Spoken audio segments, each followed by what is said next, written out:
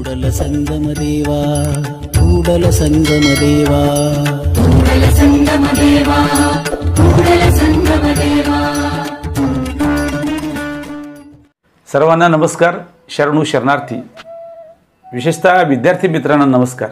यंदा बालभारतीनं म्हणजे महाराष्ट्र राज्य पाठ्यपुस्तक निर्मिती महामंडळानं 7वीच्या अभ्यासक्रमामध्ये इतिहास आणि नागरिकशास्त्र या विषयामध्ये तिसरा जो धडा आहे त्यामध्ये महात्मा बसवांना म्हणजे बसवेश्वरांचा उल्लेख असलेला धडा समाविष्ट केलेला आहे. त्याबद्दल मी सर्वप्रथम शरण साहित्य अध्यासनाच्या वतीनं आणि एकूणच बसवादी शरणांच्या या अनुवाद प्रकल्पात जे कोणी काम करतात त्या सगळ्या कार्यकर्त्यांच्या वतीनं बालभारतीचं अभिनंदन करतो, आभारही मानतो. तर विद्यार्थी मित्रांनो, आपल्याला हा धडा आपले शिक्षक शिकवतीलच.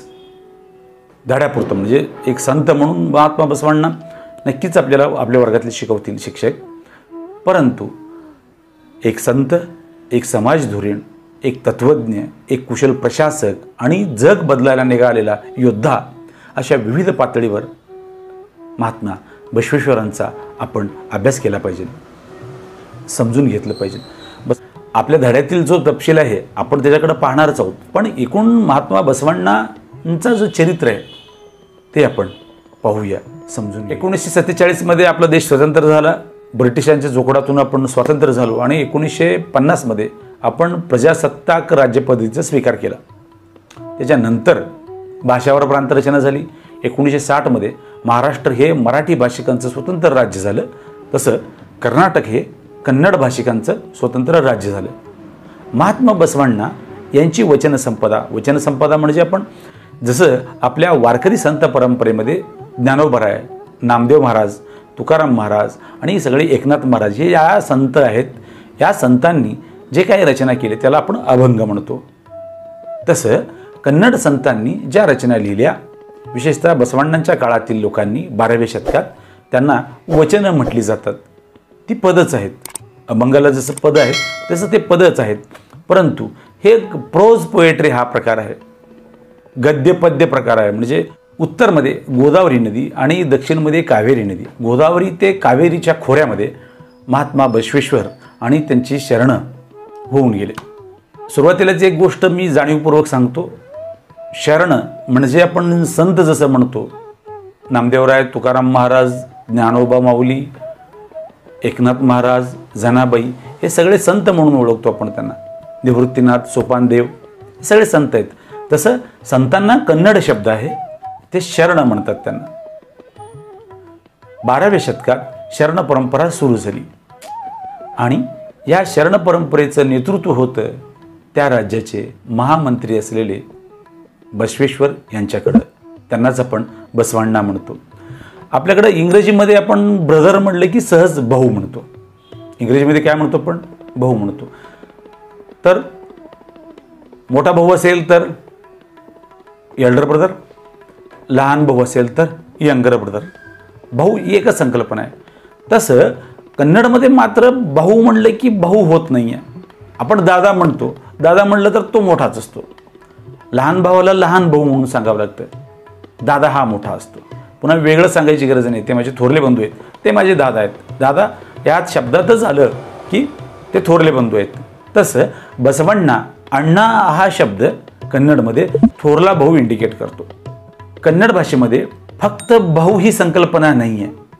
एकतर तो थोरला भाऊ असेल तर तुम्ही थोरला भाऊ म्हणायचं, लहान भाऊ असेल तर लहान भाऊ म्हणायचं. भाऊ नाही आहे इथे. थोरले भाऊ असतील तर त्यांना अण्णा म्हणायचं, लहान भाऊ असेल तर त्याला तम्मा म्हणायचं. तम्मन आमचा लहान भाऊ आहे, तम्मा लहान भाऊ आहे आणि अण्णा हे थोरले भाऊ आहेत, थोरले बंधू आहेत. मराठीमध्ये मात्र भाऊ म्हणलं की आपण सरसगट भाऊ म्हणतो. जर ते थोरले असले तर त्यांना दादा म्हणतो, लहान भाऊ असेल तर छोटा भाऊ म्हणतो, लहान भाऊ म्हणतो. इथे बसवांनांचा उल्लेख अण्णा म्हणून आहे. अण्णा म्हणजे थोरले बंधू.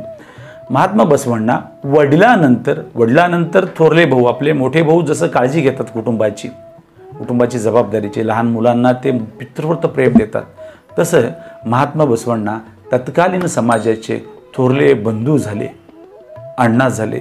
म्हणून त्यांचा उल्लेख गौरव म्हणजे आदरानं लोकांनी त्यांना अण्णा म्हणून संबोधलं ते बसवण्णा झाले. बसवण्णा जगदण्णा म्हणजे बसवण्णा हे जगाचे म्हणजे समाजाचेच थोरले भाऊ आहेत असं अभिधान, असं त्यांचा गौरव झाला. महात्मा बसवण्णांचं चरित्र पाहत असताना विद्यार्थी मित्रांनो एक मुद्दा मी क्लिअर करू इच्छितो की आपला जो समाज आहे भारतीय समाज, ही भारतीय समाज आपल्याला आवडणाऱ्या व्यक्तीला, आपण ज्याला प्रभाव पडतो, ज्या समाजावर त्या नेतृत्वाचा प्रभाव पडतो त्यातून ते देवत्व शोधतो आपण, आपली परंपरा आहे तशी. म्हणूनच ज्ञानराज नावाचा मुलगा ज्ञानेश्वर झाला, नंतर ते माऊली झाले. तसं सिद्धरामय्या नावाचे संत शरण ते सिद्धरामेश्वर झाले. तसं बसवराज नावाचा मुलगा, बसवराज नावाचे धुरीण संत तत्वज्ञ राज्यकर्ते प्रशासक, नंतर ते बसवण्णा झाले. परंतु समाजानं म्हणजे ज्यांच्यावर महात्मा बसवण्णांचा प्रभाव झाला त्या लोकांनी त्यांच्यातलं ईश्वर पाहिला, देव पाहिला, म्हणून बसवराज हे बसवेश्वर झाले. परंतु त्यांचं मूळ नाव बसवा होता, बसवण्णा होतं. बसवण्णा हे लौकिक अर्थानं समाजाचे थोरले बंधू झाले, आपण ते पाहिले. महात्मा बसवण्णा जन्मले कर्नाटकमधील आजच्या विजयपूर जिल्ह्यात म्हणजे विजापूर जिल्ह्यातील बागेवाडी येथे बसवण्णांचा जन्म झाला. आजच्या बागलकोट जिल्ह्यातील कुडल संगमनाथ हे धार्मिक स्थळ होतं. त्या स्थळामध्ये त्या क्षेत्री त्यांचा विद्याभ्यास झाला. नंतर बसवण्णांचं आगमन झालं मंगळवेढ्याला. मंगळवेढ्यात ते फर्स्ट क्लर्क म्हणजे क्लर्क कारकून म्हणून त्या राज्याच्या दरबारात ते जॉईन झाले, नोकरीला लागले. नंतर ते महामंत्री झाले. नंतर जातात ते कल्याणला म्हणजे राजा त्याची राजधानी आजच्या बिदर जिल्ह्यातील बसव कल्याण म्हणून ज्या शहराला आज आपण ओळखतो ते पूर्वीचं कल्याण होतं. बसवेश्वरांच्या आगमनानं महात्मा बसवण्णांच्या तिथे जाण्यानं ते बसव कल्याण म्हणून ओळखलं झालं. ही 4 क्षेत्र, ही 4 गावं, ही 4 ठिकाणं बसवेश्वरांच्या चरित्रामध्ये खूप महत्त्वाची आहेत. आता आपण त्यांच्या जन्माकडे येऊया. महात्मा बसवण्णांच्या वडिलाचं नाव मादरसा होतं आणि आई मादलांबिका. त्यांना एक थोरली बहिणीही होती, तिचं नाव नागम्मा, नागलांबिका, नागाबाई, नागाई. लहानपणी बसवण्णा कुशाग्र बुद्धीचे होते, चिकित्सक होते. त्यांना वारंवार प्रश्न पडायचे, हे असं का नाही आहे, ती प्रश्न त्यांना छळायची. आणि उच्च कुळात जन्मलेले असल्या कारणानं जातीभेदाचे बाकीचे चटके त्यांनी पाहिलं लोकांमध्ये. आपले वडील काय करतात, आपली आई काय करते, समाज काय करते, आपल्याच वयातील सवंगड्यांना कशी वागणूक मिळते, ह्या सगळ्यांचा, या सामाजिक परिस्थितीचा, धार्मिक कर्मकांडांचा महात्मा बसवण्णांच्या मनावर प्रचंड प्रभाव झाला. त्यांचं संवेदनशील मन त्याला जाणून होतं, त्रासून होतं. बसवण्णा साधारणतः 8 ते 10 वर्षाचे असताना त्यांची मुंज करण्याची वेळ येते आणि त्यांची मुंज करताना ते आपल्या वडिलांना विचारतात, माझी मुंज करणार आहे तुम्ही, ठीक आहे, पण ताई म्हणजे नागम्माचं मुंज का नाही आहे? मग ते सांगतात की बाबा ती मुलगी आहे, स्त्री आहे, स्त्रीला मुंज करण्याचा अधिकार नाही आहे, फक्त पुरुषांना आहे. बसवण्णांच्या मनात स्त्री पुरुष समानतेच्या विरोधातील पहिली ठिणगी पडते. ते म्हणतात, माझ्या बहिणीची जर तुम्ही मुंज करणार नसाल तर मी सुद्धा मुंज करून घेणार नाही आहे. जर तुमचा धर्म, तुमच्या रीती, तुमचे रिवाज असं सांगणार असतील तर मला तुमच्या रीती रिवाज नको आहेत.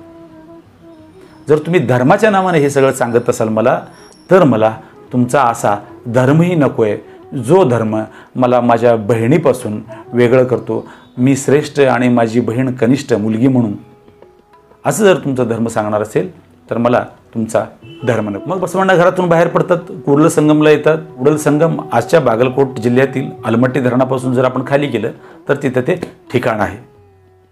संगम म्हणजे काय, जिथं 2 नद्यांचा संगम होतो. कृष्णा आणि मलप्रभा या 2 नद्यांचं तिथं संगम आहे, म्हणून ते कुडल संगमनाथाचं मंदिर, त्या मंदिराच्या त्या क्षेत्राच्या ठिकाणी बसवण्णा अभ्यासाला जातात. बसवण्णांचे मामा होते बलदेवराय, ते मादलांबिकीचे भाऊ होते आणि ते बिजळाच्या दरबारामध्ये सरदार होते. आपला भाचा हुशार आहे, ज्ञानी आहे आणि आपण दरबारात काहीतरी त्याला काम द्यावं म्हणून बलदेवराय आपल्या भाच्याला म्हणजे बसवण्णांना घेऊन मंगळवेढ्याला राजा बिजळाच्या दरबारामध्ये घेऊन येतात. बिजळाच्या त्या सिंहासनाच्या खाली खूप मोठा खजिना होता, हे त्यांनी शोधून काढलं.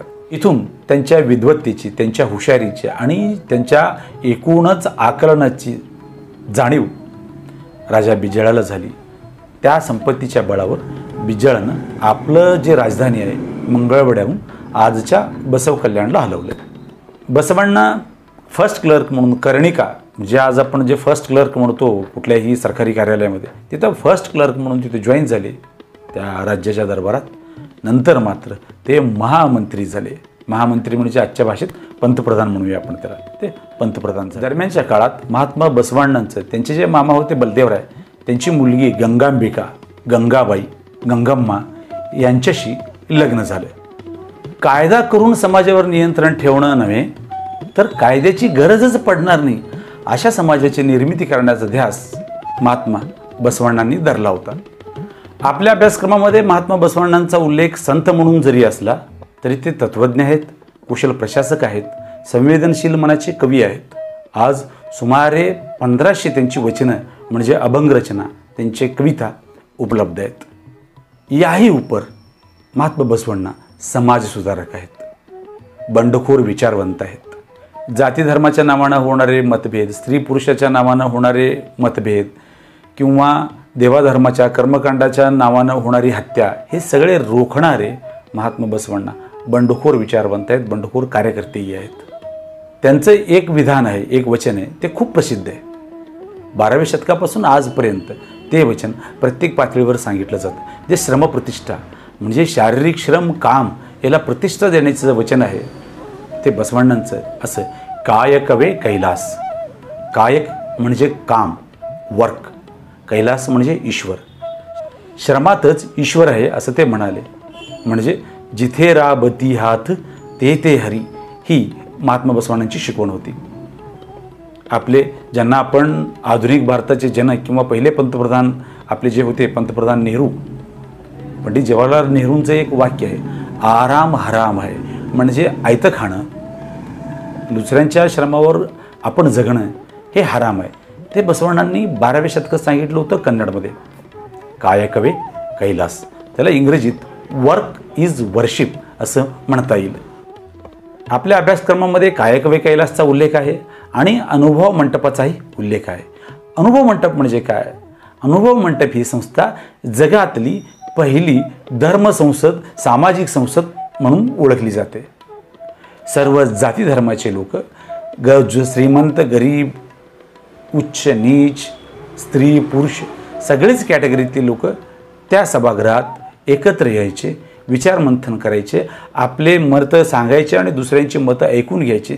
त्याच्यातून जे काही चर्चेतून सार येणार आहे ते सार वचन म्हणून, अभंग म्हणून किंवा रचना म्हणून ते लिहून ठेवायचे. त्यांच्या रचना ह्या सगळ्या अनुभव मंटपातल्या चर्चेवर आधारित आहेत असं म्हटलं. तर या अनुभव मंटपाची रचना कशी होती? तर अनुभव मंटपामध्ये 770 संत होते, सामाजिक कार्यकर्ते ज्यांना आपण शरण म्हणतो. 770 शरण होते.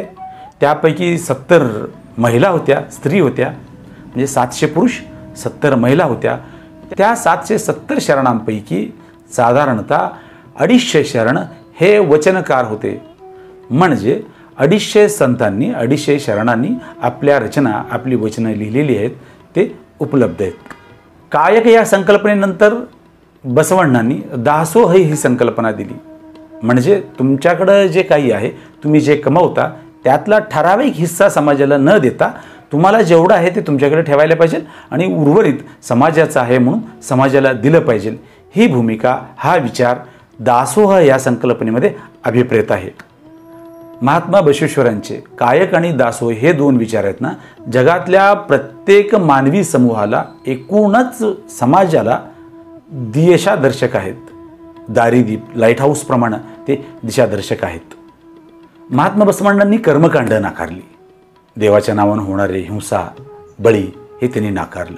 महात्मा बसवांनांनी देवाची भीती नाकारली. देव तुझ्यात आहे, माझ्यात आहे, देव मनात आहे.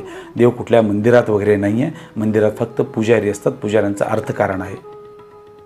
माणसातील देव, आपण त्या देवाला शरण गेलं पाहिजे असं महात्मा बसवांनांनी सांगितलं.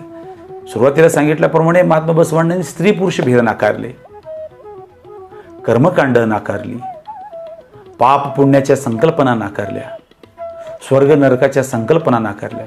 चांगलं वागा, चांगलं राहा, चांगलं बोला, हेच स्वर्ग आहे. वाईट वागा, वाईट राहा, ते तुम्ही हेच नरक आहे जगण्यातच. हे काही वेगळ्या संकल्पना नाही आहेत असं बसवण्णांनी सांगितलं आहे. आपल्याला तथागत गौतम बुद्ध माहीत आहेत, तसं आपल्याला तीर्थंकर महावीरही माहीत आहेत. तथागत गौतम बुद्धांनी पंचशील सांगितलीत, 5 मूल्य 5 विचार आपल्याला सांगितलेले आहेत. तसं भगवान महावीरांनाही 5 मूल्य सांगितले, 5 विचार सांगितले. त्यांना 5 महाव्रत म्हणतात. हिंसा करू नको, चोरी करू नको, खोटं बोलू नको, व्यभिचार करू नको आणि मादक वस्तूंचं सेवन करू नको. दारू, चरस, गांजा अशा गोष्टी टाळ, ह्याच्यात तू पडू नको. मादक वस्तूंपासून तू लांब राहा. हे 5 मूल्य गौतम बुद्धांनी सांगितले. भगवान महावीरांनी सांगितलेले 5 महाव्रत काय आहेत? पुन्हा हिंसा करू नको, अहिंसा, खोटं बोलू नको, अपरिग्रह साठवून ठेवू नको, चोरी करू नको आणि ब्रह्मचर्य. ब्रह्मचर्याचं पालन महावीरांनी आग्रहानं मांडलेलं आहे. या दोघांच्याही पलीकडं बसवण्णांनी 7 एथिक्स सांगितलेले आहेत. 5 एथिक्स बसवण्णांनी सांगितलेलेच आहेत, परंतु 2 अतिरिक्त मूल्य, 2 अतिरिक्त विचार, 2 अतिरिक्त प्रिन्सिपल्स, व्हॅल्यूज महात्मा बसवण्णांनी सांगितले. महात्मा बसवण्णांचं एक वचन आहे, ते सर्वकालीन सर्व शरणांना समाजाला बोधक आहे, उद्बोधक आहे. त्यांचं एक वचन आहे, ते खूप मार्मिक आहे आणि पूर्ण समाजाला निकोप ठेवण्यासाठी उपयुक्त असं ते वचन आहे.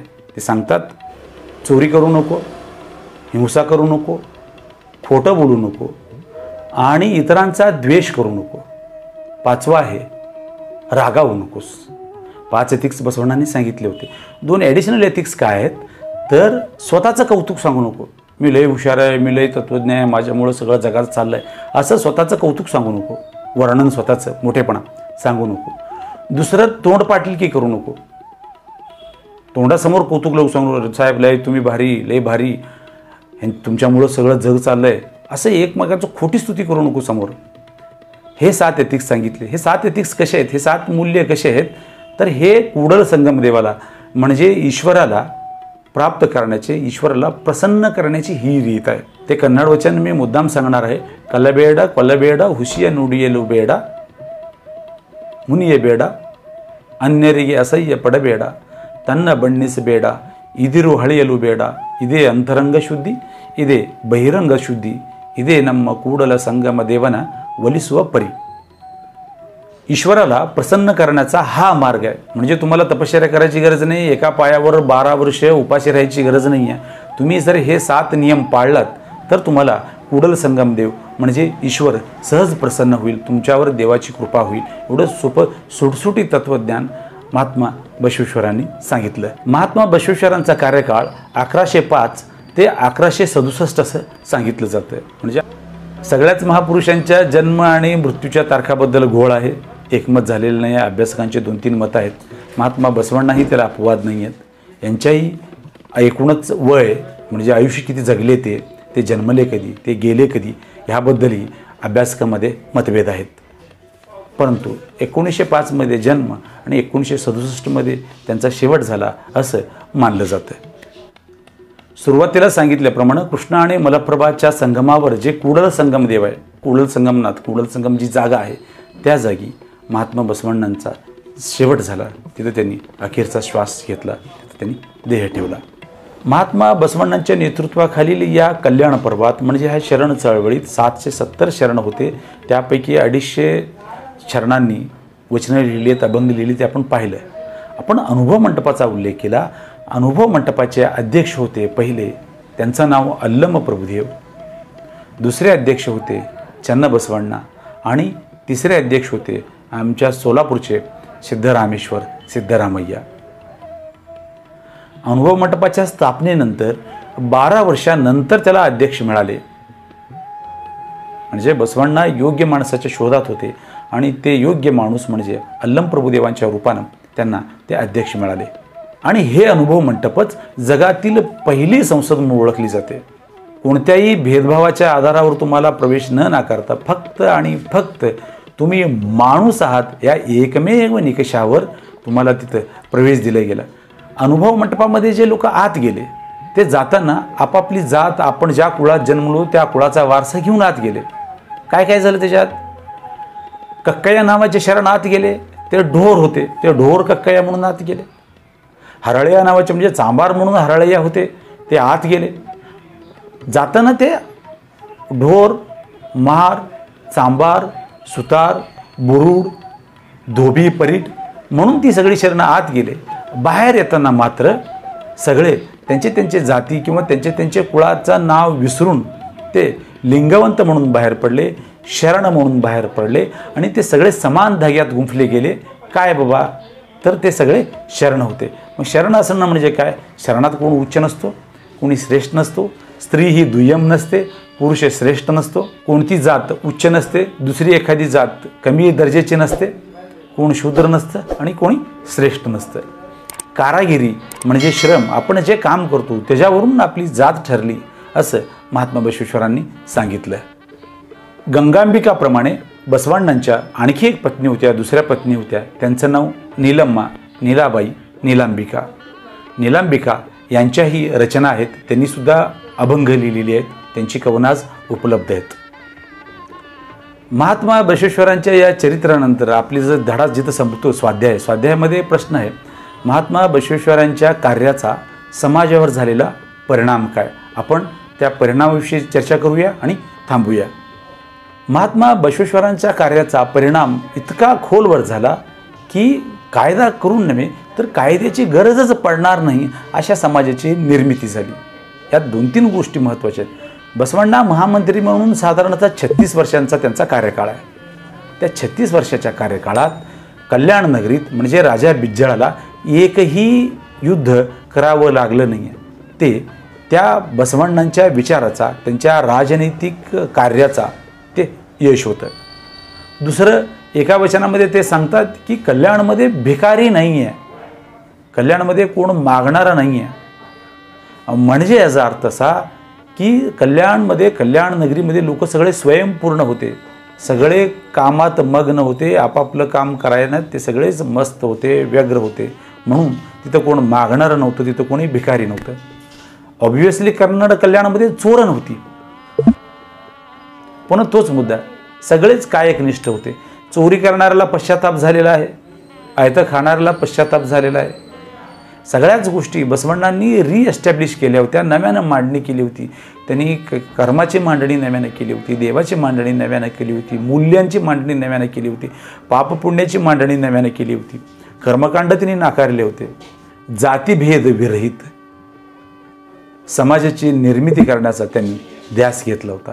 याचा परिणाम समाजावर व्यापक पद्धतीने झाला. आजही कर्नाटक आणि ह्या सीमावर्ती भागामध्ये घराघरात बसवण्णांचा विचार आहे. ज्यांना कन्नड भाषा येते त्यांना बसवण्णा माहीत नाही असा एकही माणूस तुम्हाला भेटणार नाही. आपण मराठी वाचक असल्यामुळं मराठीत पहिल्यांदा अभ्यासक्रमाच्या पातळीवर महात्मा बसवण्णांचं चरित्र, महात्मा बसवण्णांचा अभ्यास करायचा योग आला. त्याबद्दल बालभारतीचं म्हणजे महाराष्ट्र राज्य पाठ्यपुस्तक निर्मिती महामंडळाचं पुन्हा एकदा आभार व्यक्त करतो, अभिनंदन करतो. शालेय अभ्यासक्रमामध्ये जिथं संतांच्या रचना आहेत, अभंग आहेत आणि वचनं आहेत, त्या विद्यार्थ्यांसाठी बसववाणी ही वाहिनी शरणसाहित्य अध्यासनाच्या वतीने वेगवेगळे पद्धतीचे धडे घेऊन आपल्यासमोर येणार आहे. आपले शिक्षक आपल्या वर्गात शिकवतीलच, परंतु त्या संताच्या, त्या शरणांच्या चरित्रातील इतर पैलूवर प्रकाश पडावा आणि विद्यार्थी दशेतच त्या शरणांचं, त्या व्यक्तीचं, त्या संताचं परिपूर्ण ओळख आपल्याला व्हावं म्हणून हा प्रपंच आहे. हे सत्र आपल्याला कसं वाटलं आम्हाला नक्की कळवा. नमस्कार. शरणू शरणार्थी. जय गुरु बसवण्णा, जय तु जगद्गुरु बसवण्णा. जय गुरु बसवण्णा.